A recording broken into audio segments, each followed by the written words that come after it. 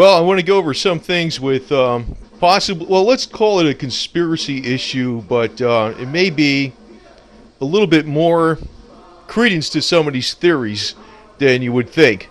So, first off, I want to get off with about going into the background with Adolf Hitler because in the beginning, in the 30s, actually he was a vastly very popular leader in Germany, right? And the issue I'm going to go with here, Bo, eventually is that, he might have escaped. His body was never found.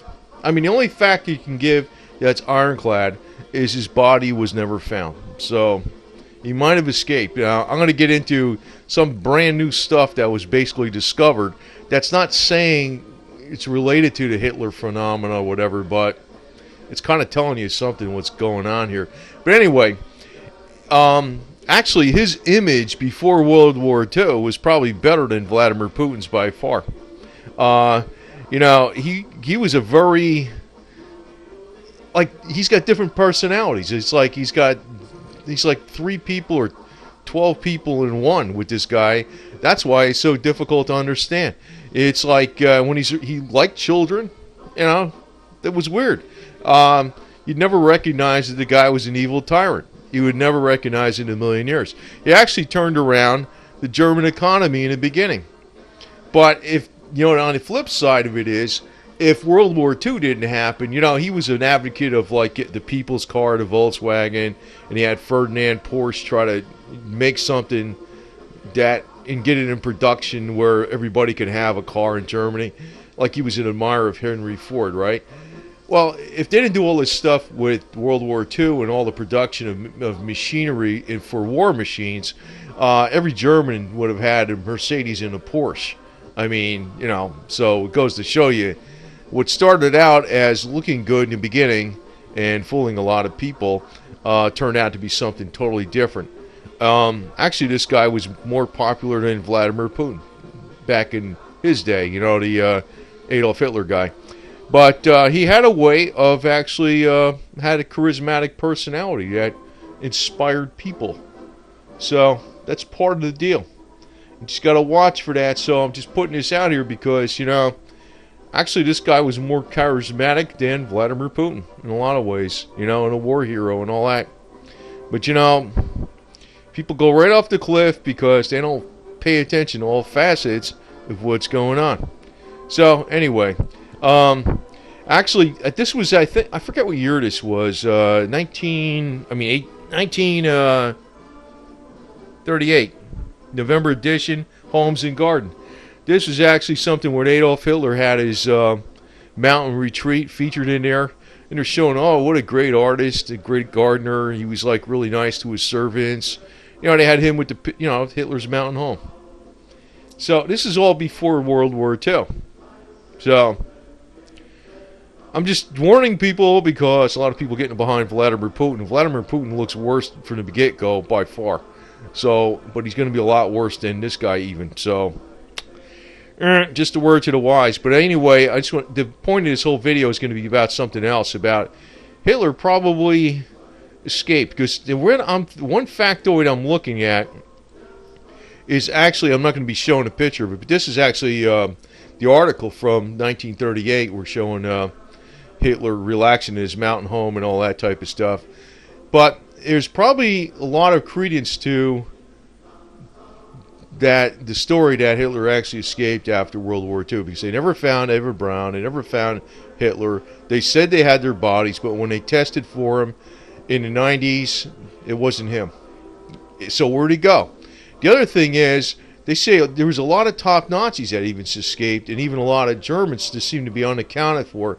Now, you could say, well, I don't know about that deal, but then the other thing is the Vril Society girls, they were all the high-end technology that they supposedly were communicating with some, I don't know what it was they were doing. I'm not into this type of theory, but other beings on other planets or something. I don't know what the hell they were doing, but they're finding ways that the Nazis could find ancient technologies and back engineer and reverse engineer things. Well, here's a Nazi flag on Antarctica. They did have a base there, and I actually put something out about, a lot of the current UFO technology that people are citing might be from the Germans originally.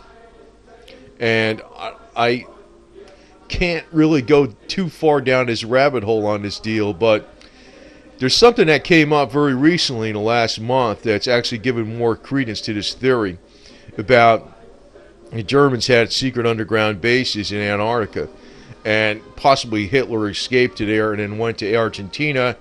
There's stories that he was a drug dealer in Brazil or something and died in the 60s. I don't know what the hell the deal is with this stuff, but I'm going to get to something here pretty soon. But just to give you a quick overview, the Nazis did have bases in Antarctica. I know when Admiral Byrd went down there twice in the early 50s and also in 47, also Operation High Jump and also Operation Deep Freeze, he went with a major contingent of military forces. It wasn't just an Arctic exploration to test military equipment in the cold. They were looking for Nazis, actually, and supposedly they lost a lot of men and equipment. There could have been some battle that went on, for all I know. I have no idea, to tell you the truth, but it's like there's a lot of information that seems to be hidden about this deal. I know the flying saucer technology sounds a little out there, but it seems that there's a lot more credibility to it. And I went over it too in another video. And they called the New World Order. Actually, they called it the Nazi World Order, and about the UFOs. Went into a little more detail on it, but I don't go into everything on it because it actually gets to be too much of a lengthy subject, and I'm really just looking at it from an intellectual standpoint rather than trying to prove something. It's more like food for thought. But there's also all the pitch, the things where Hitler was in contact with ETs and stuff. But I don't know. But this is the other thing. You get into like what the Nazis talked about. They actually had maps of Antarctica. That's all in German, of secret underground bases they can go to and how they would travel and get inside and everything. That was one of the deals. Now, this was something actually from a couple years ago. It was actually the Russians found a huge swastika in an ancient Antarctica lake, so it sparked their fears. It says, shocking Ministry Defense report on the Russian scientific team. This was from a couple years ago. Successfully drilled 3,768 meters into the world's largest submerged lake on the continent of Antarctica. So, 1,750 meters is a mile, so they went down a few miles almost, right, or over 2 miles. Believed to be untouched for over 2 million years, stating that the underwater video camera discovered the striking image of a golden-like swastika, estimated to be no less than 1 meter of height in width. Now, that's one thing to give you a little more food for thought, okay? And that was a couple years ago. I think it was in 2012. It says it was thought that at the end of the Second World War, the Nazis moved to the South Pole and started constructing a base at Lake Vostok. In 1943, Grand Admiral Dontiz was quoted saying, Germany's submarine fleet is proud that it created an unassailable fortress for the Fuehrer on the other end of the world in Antarctica. If you think they're both, it may actually be true, because they never did find Hitler's body. They never found those Vril girls, too. The Vril Society are doing all this communication with, I don't know what the hell they were doing. I hear like they're communicating with beings, ETs, or I don't know what the hell they were doing. But supposedly they had a way to find and unlock ancient technologies that the Nazis used to reverse engineer. According to the German Naval Archives, months after Germany surrendered to the Allies in April 1945, the German submarine U-530 arrived at the South Pole, after they surrendered, from the base at the port of Kiel. Crew members constructed on an ice cave and supposedly stored several boxes of relics from the Third Reich, including Hitler's secret files. It was rumored that later that the U-977 delivered the remains of Adolf Hitler and Albert Braun to Antarctica for DNA cloning purposes. I don't know if that's, that could be one of those Donald Marshall things, but I don't know. There's something, like, we don't have the complete story on what happened here. That's a guarantee.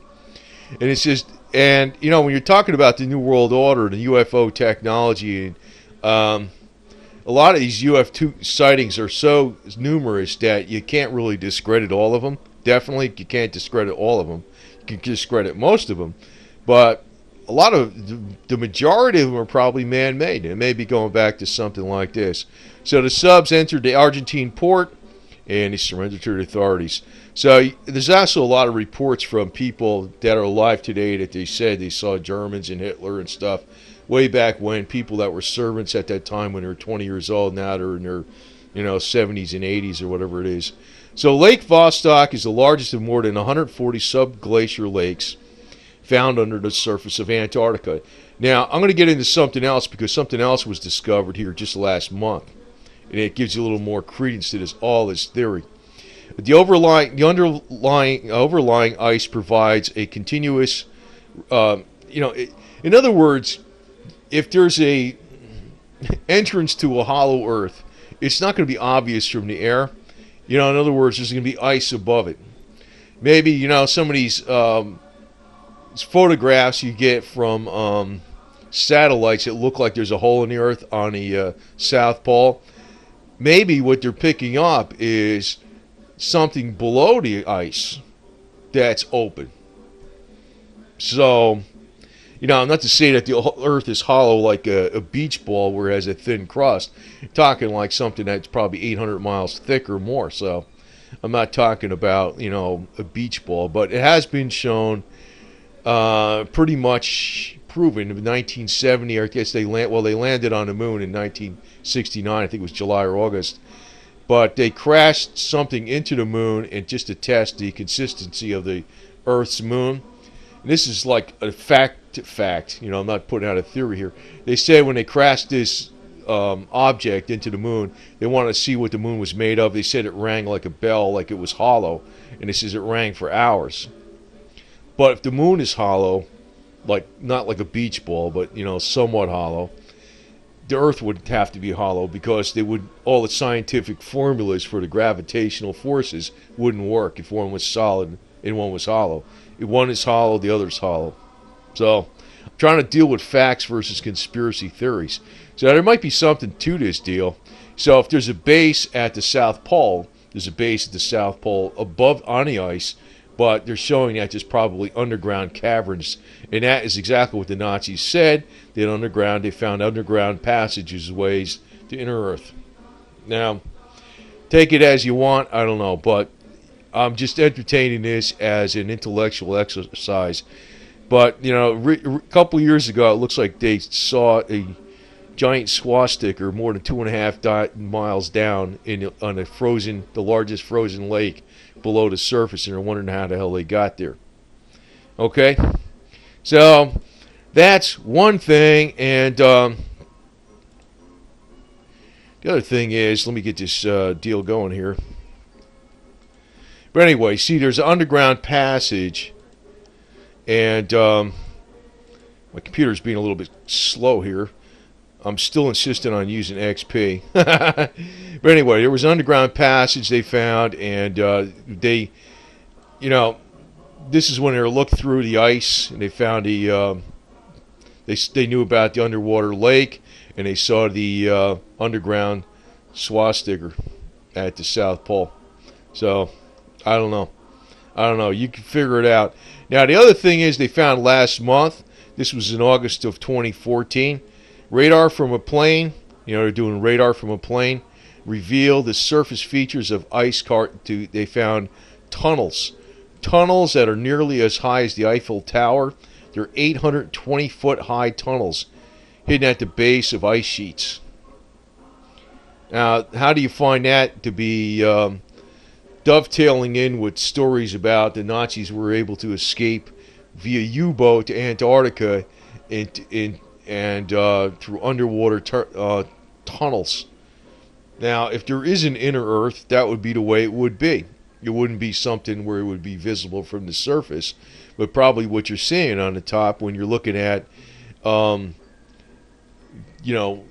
satellite image of the South Pole and it looks like there's a hole there or something. Well, actually, what's going on probably is you're looking beneath the ice, because it's a radar reflecting image. The radar cameras that are not visible light makes it look like there's a hole at the bottom of the Earth. But this was just discovered just a month ago in August of 2014 about these large 820 foot high tunnels at the bottom of ice sheets in Antarctica. It kind of adds a little more credence to all the weird stories. Not that it proves it, but, it gives you a little more speculative thought. Now, there is some things that just don't add up about a lot of things. Like, in other words, there's too many inconsistencies with some of the Germans that just flat out disappeared completely. Adolf Hitler, Eva Braun. I forgot, there was another top Nazi who was involved in the missile programs. He disappeared. I forgot the damn name.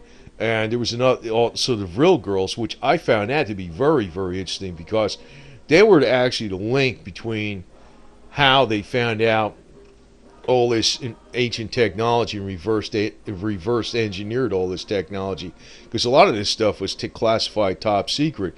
Because even our stealth bomber, fighter bomber and stuff, all that technology, actually a lot of it originally came from the Nazis. The flying wing.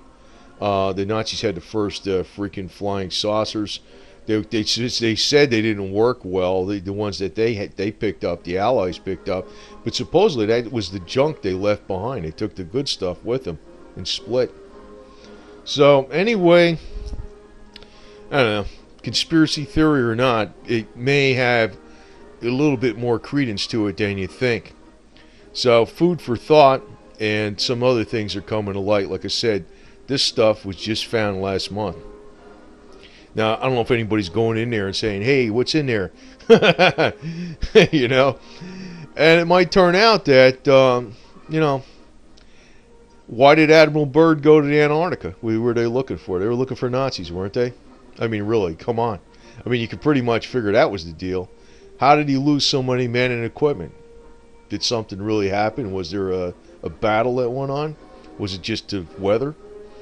I'd almost think it was a battle. You just don't lose all that to weather. You lost a lot of men, planes, and equipment. So, I don't know, man. I don't know. I know people are going to point at this video and say, call it conspiracy crap, but I'm telling you right now, there's something fishy with this whole deal.